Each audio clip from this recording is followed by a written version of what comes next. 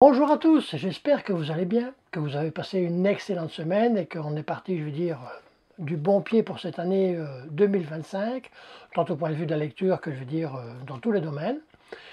Aujourd'hui, on va se faire un petit update lecture. Je vais vous présenter 3 romans et des mangas.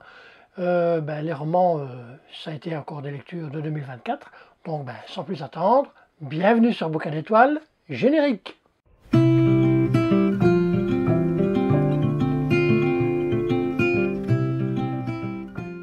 Alors, avant de commencer et de vous présenter ces 3 romans, je peux dire déjà que c'est 3 romans de genres bien différents.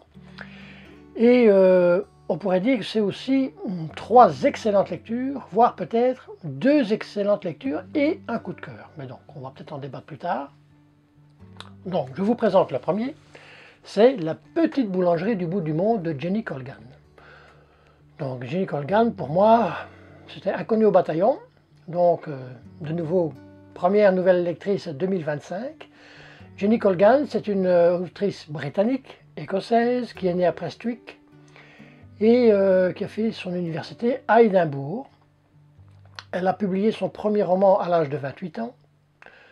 Ça c'était en 2000, donc aujourd'hui je crois qu'elle est âgée de 51, 52 ans. Et depuis, elle a été vraiment, c'est une autrice prolifique parce qu'elle est à son 36e roman.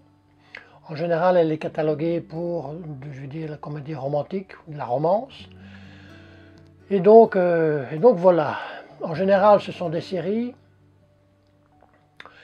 ou des romans indépendants aussi. Elle a fait, je crois qu'elle a fait une bonne dizaine de romans indépendants.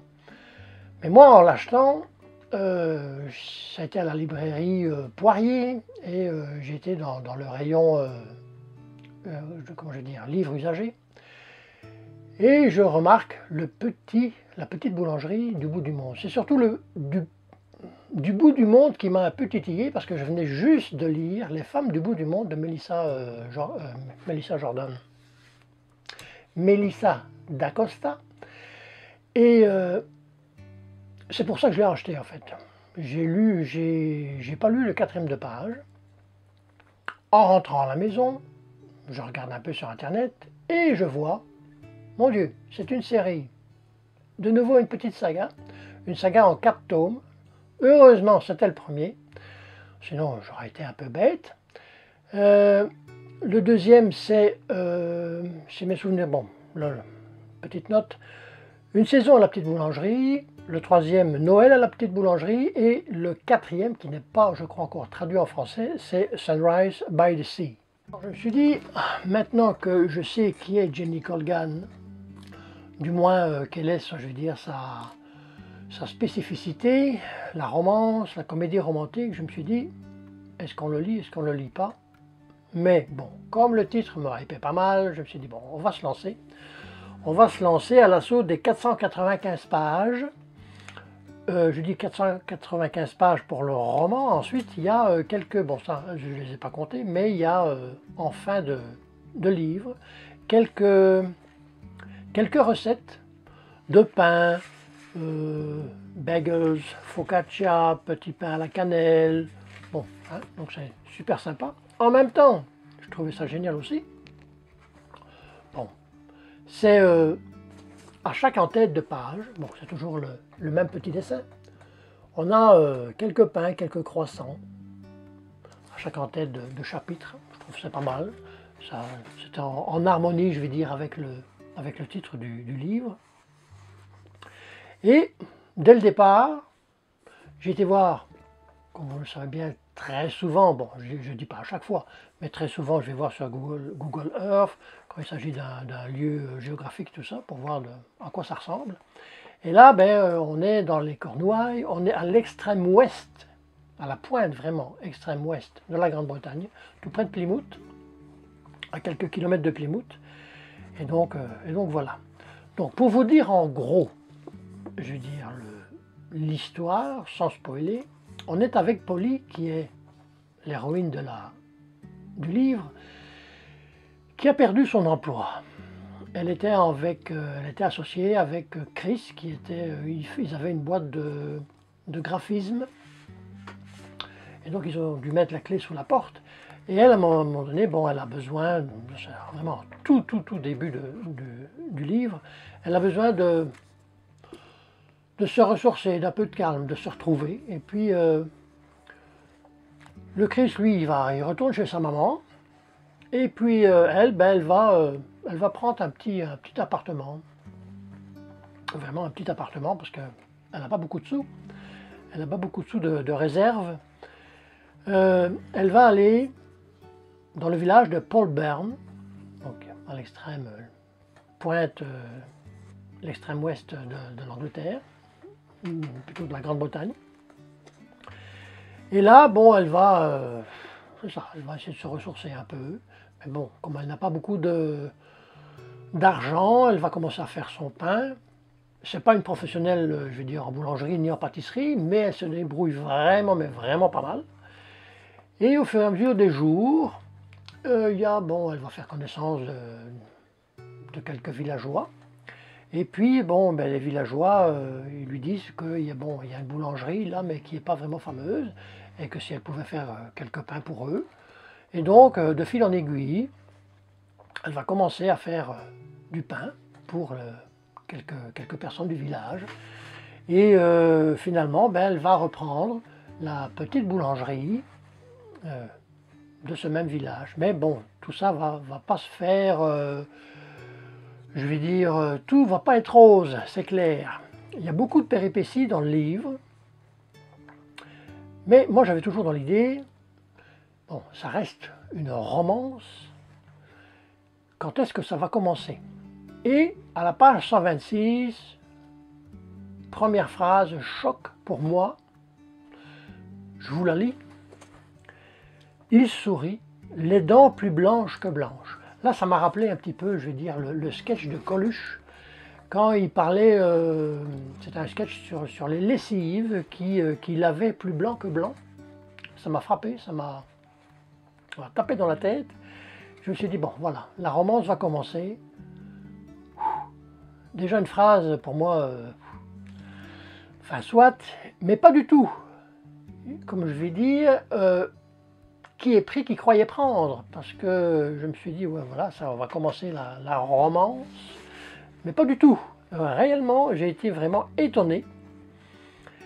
Et je vais dire ça tout au long du livre, parce que oui, c'est un livre, je dirais même tranche de vie et pas romance. C'est plus pour moi une tranche de vie. Et donc voilà, ça c'est, je vais dire, l'histoire en gros.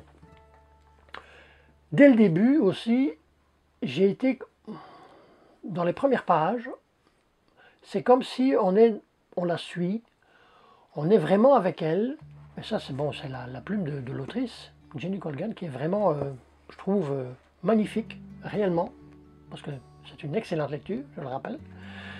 Je me suis retrouvé comme dans un petit cocon, à la suivre, ce qui se passe dans le village. Donc c'était vraiment, vraiment génial.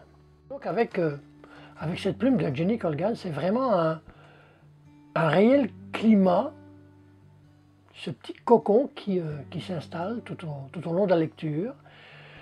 C'est un bouquin avec de nombreuses thématiques, mais qui sont principalement, je vais dire, axées sur, je dirais, le positif et le négatif. Le positif d'une situation, on peut être tout à fait, je vais dire, enclin à vouloir en arracher, et puis let's go, on y va. Ou bien on se laisse morfondre, et puis dans la même situation.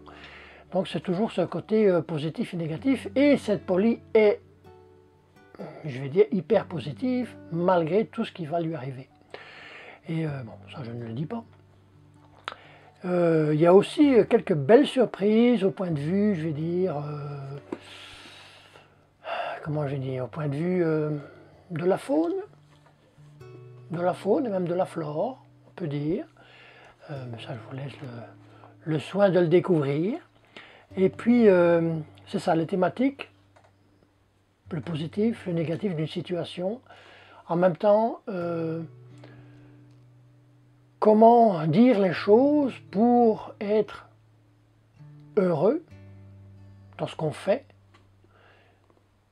et quelque part sans blesser personne, mais en même temps, on est comme on est, on dit les choses, que ça plaise à un moment donné ou que ça plaise pas, parce que forcément à un moment donné ça va pas plaire à quelqu'un, c'est clair. Et puis en même temps il y a cette thématique de l'adversité, parce que bon, c'est une fille de la ville, de Plymouth, qui vient dans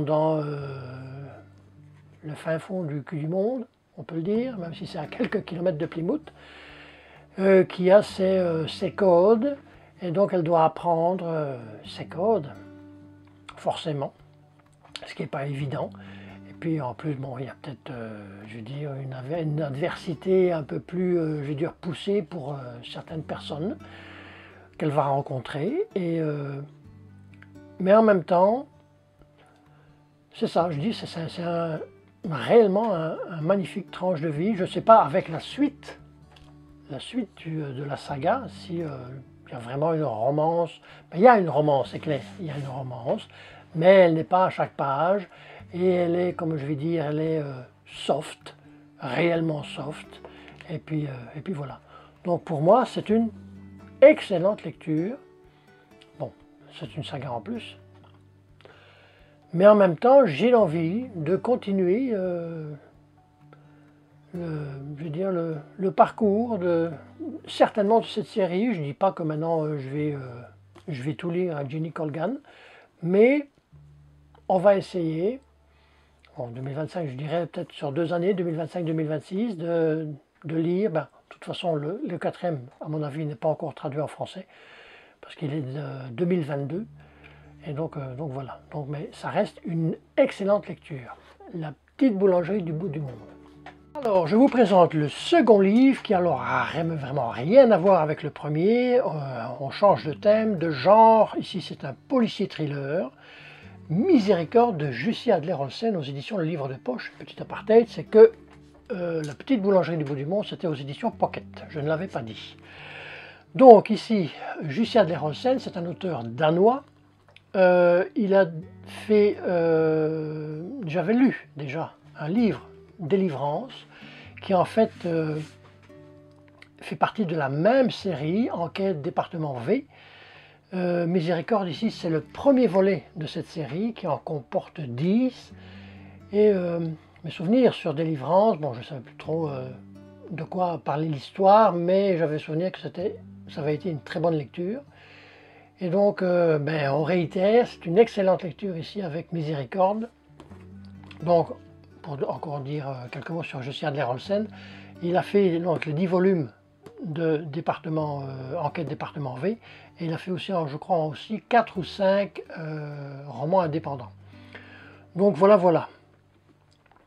Donc c'est un bouquin qui fait, je regarde, 526 pages, et l'histoire en gros, on est avec l'inspecteur Karl Mørck, qui est un inspecteur à la criminelle, et qui, en début de livre, est un peu sur la touche, parce qu'il y a eu un accident avec ses collègues. Ils étaient en service, il y en a un qui est mort, puis l'autre, il est sur un lit d'hôpital. Il va pas très bien, puis il y a lui. Et à un moment donné, son patron lui dit, son boss lui dit, bon, on va te mettre dans le sous-sol, on va faire ton bureau là-bas, et tu vas enquêter sur des cold cases. Donc on se dit, bon, ça va peut-être comme style voie de garage. Tu vas finir ta carrière là-bas, mais je dis pas du tout. On s'en doute.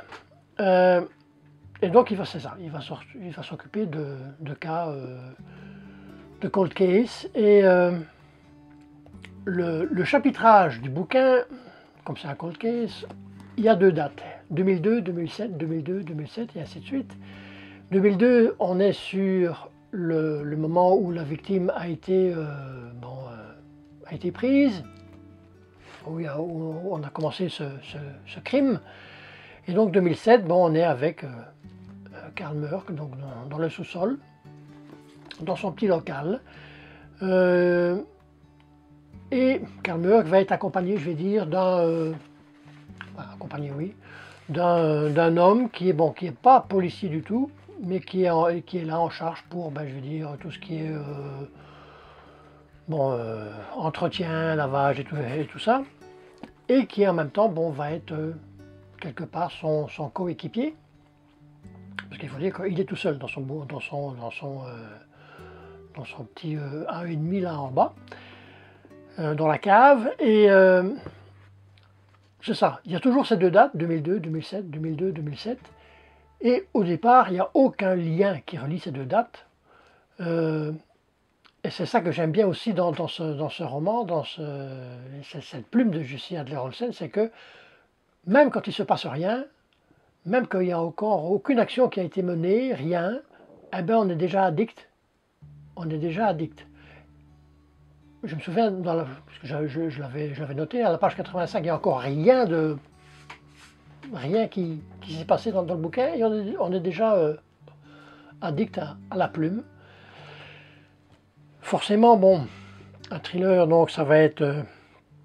l'intensité va monter crescendo, tant au niveau, je vais dire, du côté de la victime que du côté de l'enquête. Ça va montrer aussi, Jussi Adler-Olsen va montrer aussi qu'est-ce qui se passe à l'intérieur du commissariat, hein, je vais dire, parce que bon, lui, le Chris Murk, bon, il travaille seul, ou quasi seul, donc avec ce coéquipier qui n'est pas policier. Et on va voir de l'hypocrisie, de la jalousie et tout ça, parce que bon, certainement qu'il va mener son enquête à bien. Et donc c'est ça. Alors, au point de vue, je veux dire, de la victime, elle en prend pour son grade. Je stoppe le spoil. Mais on est vraiment avec elle, parce que, comment je vais dire, c'est...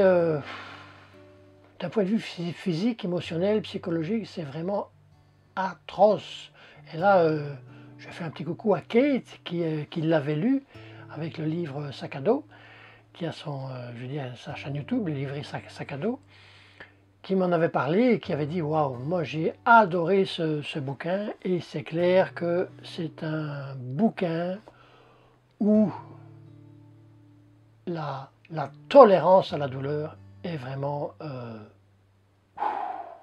c'est du thriller de haut vol, je dirais, vraiment de très haut vol, et je crois que la série va être pareille.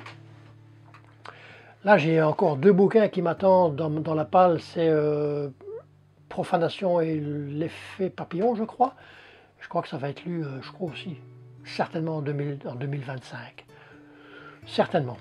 Donc en plus il y a ce petit côté humour en même temps. C'est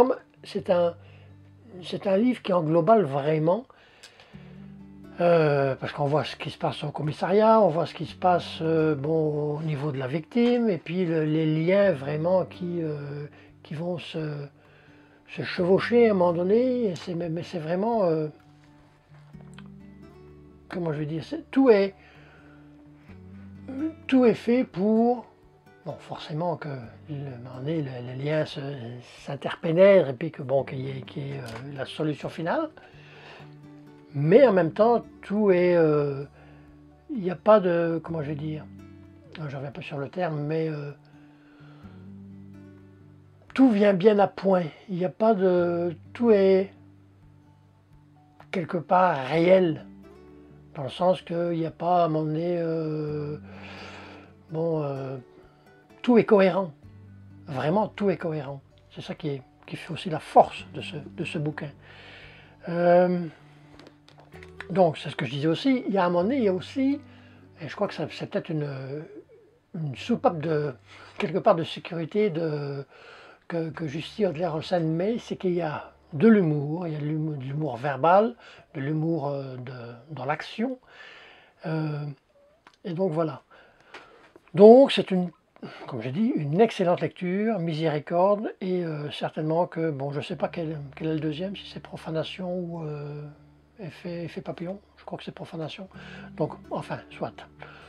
Je vous le conseille, si vous ne connaissez pas Jussi Adler-Olsen, pardon, lisez-le. Miséricorde. Troisième livre que je vous présente. Ici, on est sur... bon, on va encore changer de genre. On est sur de la romance historico-fantastique, hein, vous l'aurez reconnu. Outlander de Diana Gabaldon aux éditions Libre Expression. Et ici, on est sur le volume 4, Les tambours de l'automne. Donc, c'était qu'on allait en parler, coup de cœur ou bien excellente lecture. Bon, c'est clair que c'était coup de cœur pour suivre la série, c'est clair. Mais c'est vrai que parfois, entre excellente lecture et coup de cœur, vraiment, il n'y a pas gros, comme on dit, il y a vraiment pas gros. Là, je veux dire, ça va pas être facile sans spoiler parce que déjà, volume 4, il s'en est déjà passé des choses avec le couple célèbre Claire Bisham et Jimmy Fraser. Bon, on peut le dire sans... oui, forcément, ça va du spoil parce que, je veux dire, si vous n'avez jamais lu et que vous avez l'intention de lire Outlander, je vais dire, regardez le chapitrage et passez directement au chapitre suivant. Parce que bon là, je vais quand même si je ne veux pas spoiler, c'est m'amener, on va spoiler un minimum quand même. C'est que bon, ici on est avec deux temporalités. Bon, il y avait déjà deux temporalités, c'est clair, avec les trois premiers romans. Mais ici, je veux dire, il y a deux temporalités simultanées quelque part. Bon, avec, je veux dire, des chapitrages différents quand même. Mais en même temps, on va suivre deux couples cette fois-ci.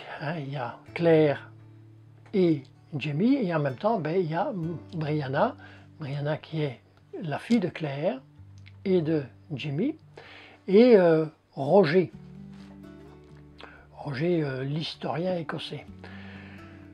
Donc, ça change un peu. On suit vraiment deux couples.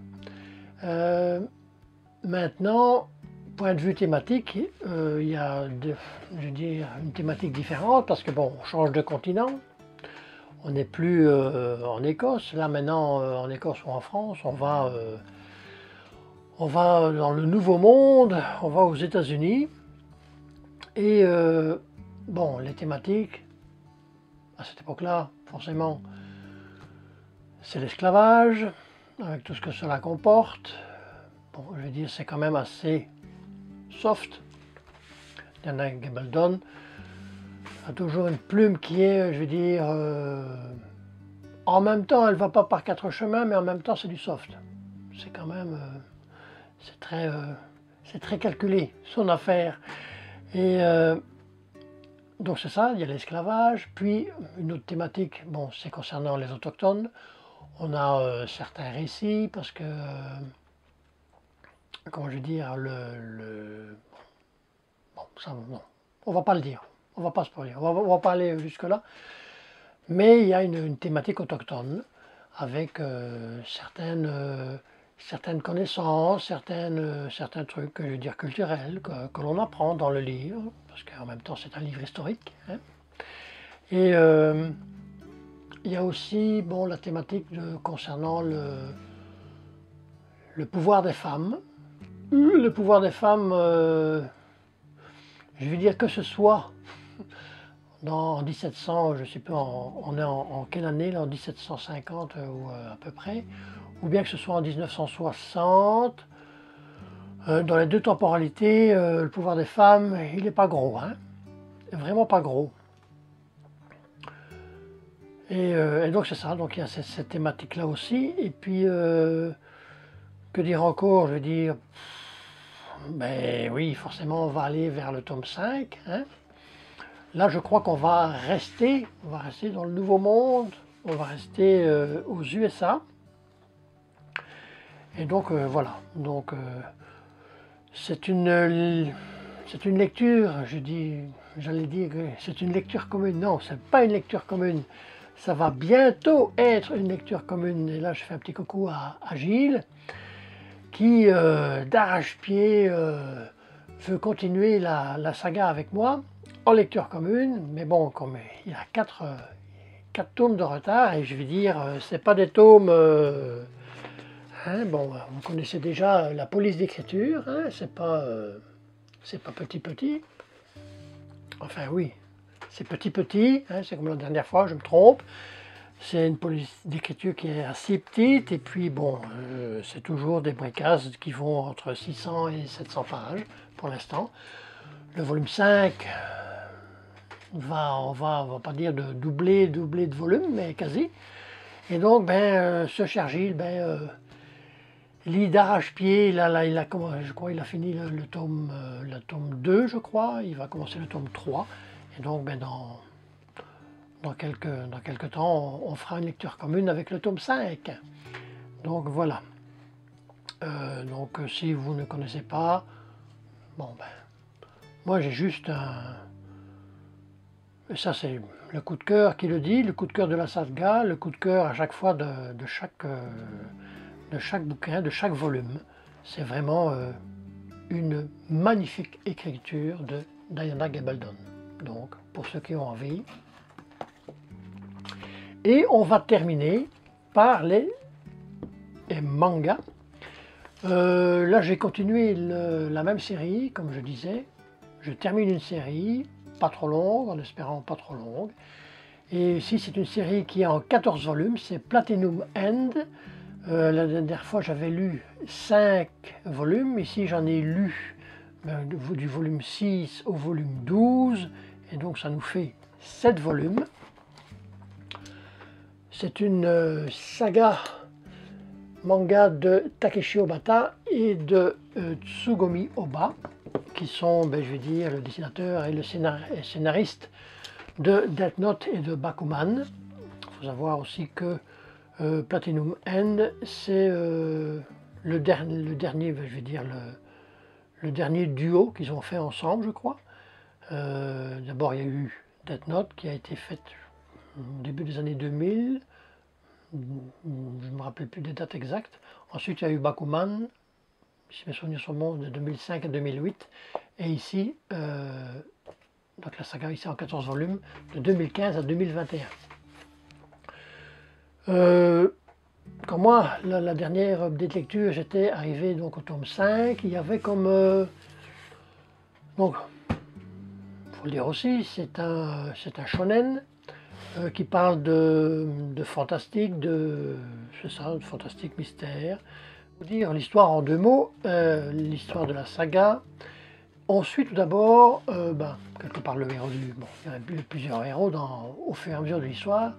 Le héros, je veux dire, principal, c'est Mirai Kakehashi, qui est un adolescent, qui est un lycéen. Et ses parents sont morts dans un accident de voiture, supposément. Et puis, je ne vais pas trop spoiler non plus, mais on est à la fin de l'année scolaire au lycée, puis il a juste une envie de se suicider. Et donc il va passer à l'acte, il passe à l'acte, mais avant, parce que bon, il va au-dessus d'un immeuble et puis il se jette dans le vide, et avant de s'écraser au sol, il est retenu, il est sauvé par un ange, Nasen, qui va lui donner des ailes et des flèches rouges, des flèches blanches. Bon, au départ, on ne sait pas trop qu'est-ce qui va en retourner. Mais au fur et à mesure des volumes et du texte, on va se rendre compte que ce sont plusieurs humains qui vont être choisis, en tout il va y en avoir 13, qui sont choisis pour devenir le nouveau Dieu. Et quand on regarde, c'est quasi tous des qui sont passés à l'acte ou qui veulent se suicider. Et donc voilà. Après, je veux dire 4-5 volumes, il y a eu comme une petite baisse de régime, je vais dire, je trouve dans le scénario. Mais depuis, je crois que c'est le volume 7, je crois, ça montre crescendo aussi le suspense, et j'aime toujours autant et le scénario malgré tout, même s'il y a une petite baisse de régime, le scénario est certainement le dessin de Takeshi Obata. Ce que j'aime bien aussi dans le dessin, bon là ça va peut-être être difficile à vous montrer, parce que bon, chaque fois il faut tomber dessus. Ben oui, là on le voit un petit peu. Je ne sais pas si ça va vraiment paraître à l'écran, c'est que au point de vue du, je vais dire, du réel, du dessin, tout ce qui est sujet, je vais dire, aux anges, n'a pas la même texture de crayon que tout ce qui est, je vais dire, réel. Et donc, c'est vraiment bien apprécié ça, je trouve. C'est vraiment bien trouvé.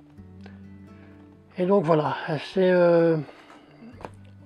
en plus, je veux dire, comme le suspense monte crescendo, parce que là, il me reste juste 2 tomes qui vont passer à la casserole dans pas longtemps. Comment je vais dire, la thématique est, comment je vais dire, de plus en plus approfondie, mais en même temps, je dis, prise de manière sérieuse. Il y a la thématique du suicide, forcément, il y a la thématique de la mort, la thématique du bonheur aussi, et la thématique aussi qui va en même temps avec le bonheur, c'est le bonheur de soi-même, qu'est-ce qu'on a envie de faire, et non pas de ce qu'on est obligé de faire. Et donc tout ça, bon, c'est relié en même temps, c'est un global qui me va bien, réellement, Platinum End. Moi j'ai lu, bon, forcément, Death Note, et puis ben, là il me restera Bakuman, j'espère un jour. Je ne sais pas en combien de tomes c'est. C'est ça, ici, bon, je veux dire, c'est juste 14 tomes, ça marche. C'est ça, parce que bon, j'ai pas envie de me lancer non plus dans des sagas qui font 30, 40, 50 volumes et plus, donc voilà. Donc, très bonne saga, Platinum End, je vous la recommande. Donc voilà, c'est ce qui termine le petit update, le premier petit update de 2025, avec principalement encore des lectures de 2024. Donc en attendant, comme je dis, faites de magnifiques lectures, portez-vous bien, et certainement la semaine prochaine. Bye.